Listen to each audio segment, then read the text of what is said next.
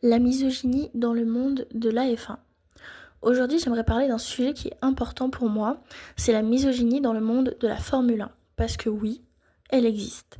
Et elle prend beaucoup de formes différentes. Le premier point que je vais aborder, c'est le mépris envers les WAG. WAG, ça veut dire Wife and Girlfriend, donc c'est les femmes et les compagnes des pilotes. Sur les réseaux sociaux, elles reçoivent énormément de haine.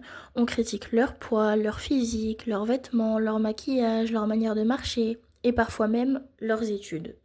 Oui. Un exemple très parlant, c'est Flavie Barla, la compagne du pilote Esteban Ocon.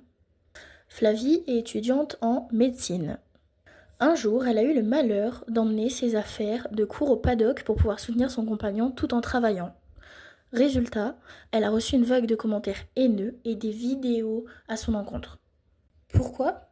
Parce que certaines personnes ont estimé qu'elle voulait prouver quelque chose, comme si une WAG n'avait pas le droit d'être ambitieuse. Oui, une WAG est une personne publique, mais ce n'est pas que ça. C'est aussi une femme avec une vie, des études et des projets. Le deuxième point que je voulais aborder, c'est les préjugés envers les femmes fans de F1. Quand une femme dit qu'elle aime Charles Leclerc, on dit que c'est juste une groupie. Si elle est fan de Lewis Hamilton, on prétend qu'elle veut prouver qu'elle est une vraie fan. Si elle soutient Max Verstappen, on dit que c'est seulement parce qu'il gagne tout. Bref, une femme peut rarement aimer la F1 tranquillement. Et ce qui est frappant, c'est qu'on ne fait pas ces remarques aux hommes, juste parce qu'ils sont des hommes. C'est profondément injuste. Le troisième point que je voulais aborder, c'est la haine quand on parle d'inclure des femmes en F1.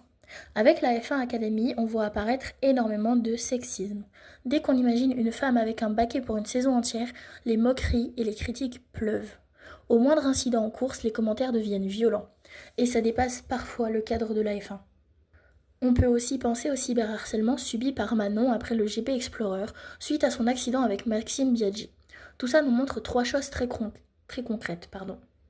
Trois exemples qui posent une vraie question. Où en est vraiment la place des femmes dans notre société ?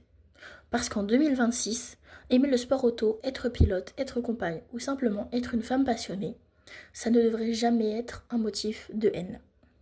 Merci d'avoir écouté, c'était Canel du collectif Moon & Stars pour La Voie lactée.